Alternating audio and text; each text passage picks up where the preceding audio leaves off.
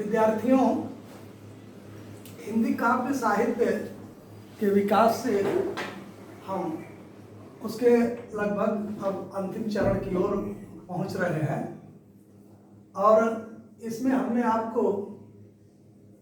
प्रगतिवाद एवं प्रयोगवाद आज का जो प्रकरण है उस पर प्रकाश डालने का आपके सम्मुख प्रयास कर रहा हूँ। उसमें वास्तविक अर्थों में जो प्रगतिवादी एवं प्रयोगवादी हिंदी काव्य की रचनाएं हैं उसमें उस समय का जो वातावरण है वह इस तरह का प्रभाव डालने वाला था जिसमें यूरोपीय देशों में एक और औद्योगिकीकरण का उसके प्रबल स्वरूप का आपको दर्शन होता है और उसी के साथ साथ पूंजीवादी व्यवस्था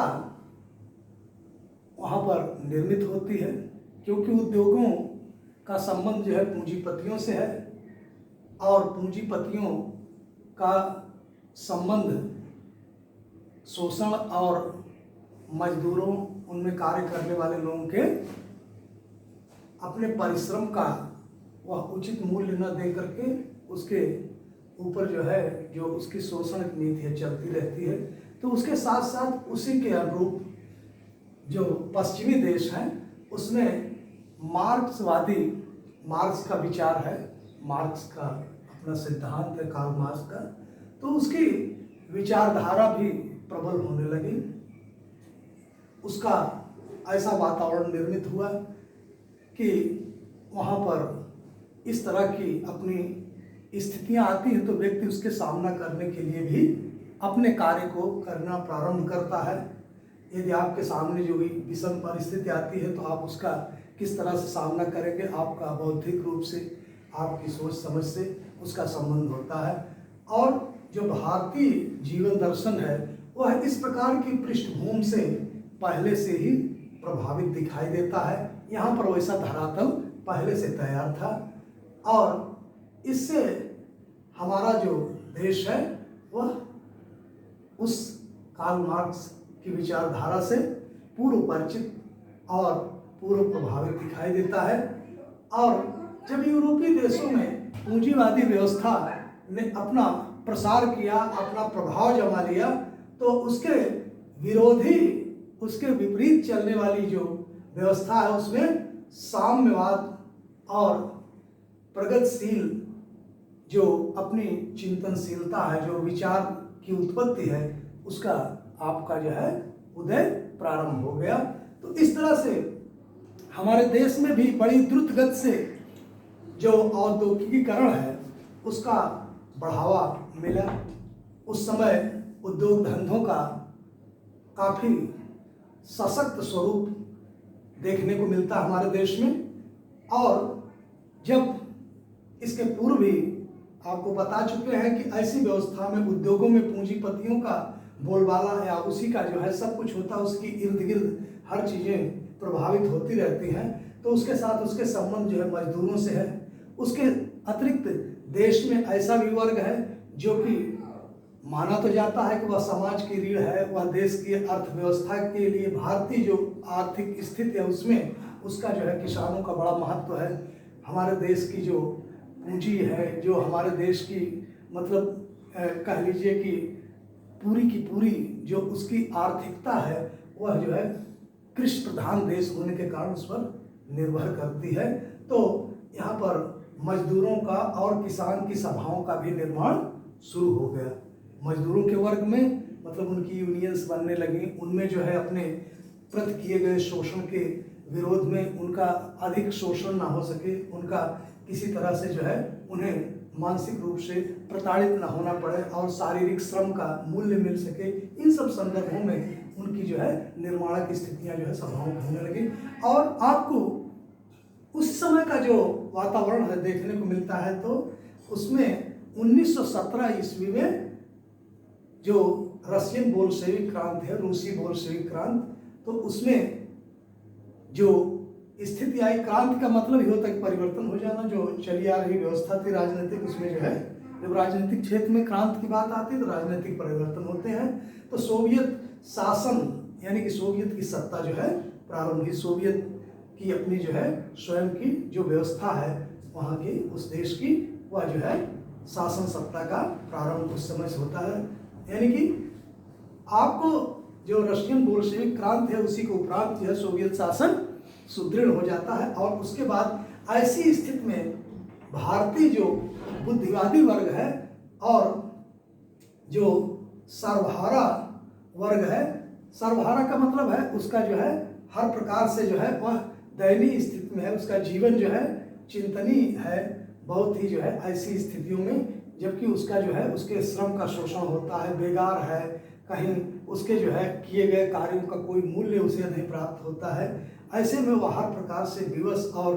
वह देखा जाए तो उसको आर्थिक रूप से भी कमजोरी है, उसके पास जो है धन का धान्य का हर तरह से जो है अभाव दिखाई देता है और उसमें अपने को वह जो है असमर्थ पाता है। और साथ ही वह कृषि योग्य उसके पास भूमि भी नहीं होती, दूसरों के ऊपर वह निर्भर करता है अपने आप को कि उसकी जीविका चल सके। तो ऐसे लोगों को जो है ऐसी चिंतनशीलता की उत्पत्ति होती है, जबकि इन सबको जो है एकत्रित करने के लिए इन बुद्धिवादी जो चिंतनशील लोग हैं उनको जो है संगठित करने के लिए उनका मन मस्तिष्क प्रभावित होने लगा और उस तरह के कार्य जो है करने के लिए अग्रसर हो गए। आपके नेहरू जी, पंडित जवाहरलाल नेहरू जो प्रथम प्रधानमंत्री थे, उस समय जबकि देश स्वतंत्र नहीं था, तो जो आपका 1917 में है रूस की क्रांति, तो उसको आपके रविन्द्रनाथ टैगोर जी, पंडित जवाहरलाल नेहरू जी, इन लोगों ने जो रूसी क्रांति हुई और सोवियत के शासन की स्थापना हुई, रूसी क्रांति और साथ में सोवियत शासन, इन सब चीज़ों का उन्होंने जो है हृदय से स्वागत भी किया और उसका समर्थन भी दिया। तो इस तरह से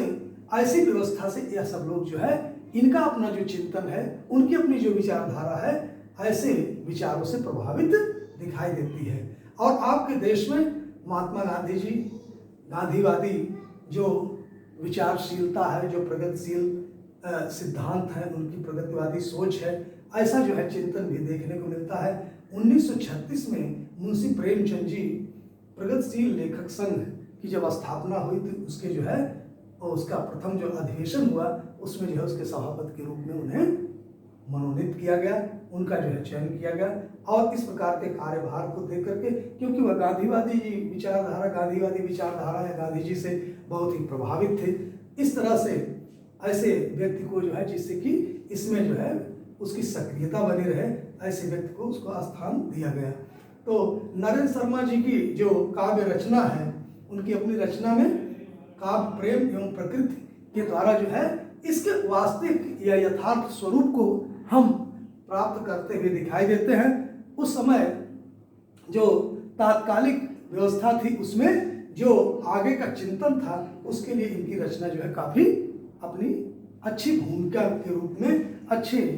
स्वरूप को प्रस्तुत करने के रूप में दिखाई देती है। उसके उपरांत आप सूर्यकांत त्रिपाठी निराला जी की रचनाएं और उसके साथ में आपके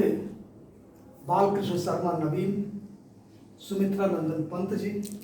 और गजानन माधव मुक्ति बोध, ऐसे लोगों की जो अपनी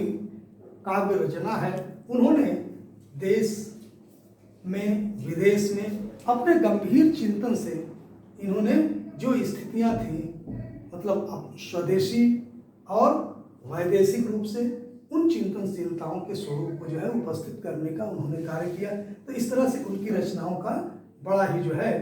स्वरूप समाज को प्राप्त हुआ और समाज ने उनकी रचनाओं के द्वारा जो है ऐसे विचारों को आगे बढ़ाने में प्रेरकता के रूप में अपने कार्य को किया। और रामधारी सिंह दिनकर जी की जो रचनाएं हैं वह जो है क्रांतिकारी पक्ष को प्रस्तुत करने में सक्षम है। और साथ ही उस समय के कवियों में रामेश्वर शुक्ल जी, शिवमंगल सिंह सुमन और रामविलास शर्मा की जो रचनाएं हैं, जो उनकी कृतियां हैं, उससे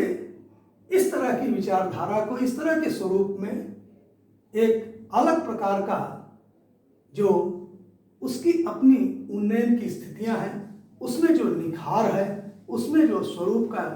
अपना नया परिवेश दिखाई देता है, वह उत्पन्न हुआ। तो इस तरह से इन कवियों की अपनी जो विचारधारा है, इनकी अपनी जो रचनाएं हैं, वह जो है समाज को प्रेरकता के रूप में और प्रयोगात्मक के रूप में जो है दिखाई देती है, और उनका योगदान विशिष्ट रूप से समाज के लिए, समाज को नई दिशा प्रदान करने के लिए सहायक प्रतीत होता है।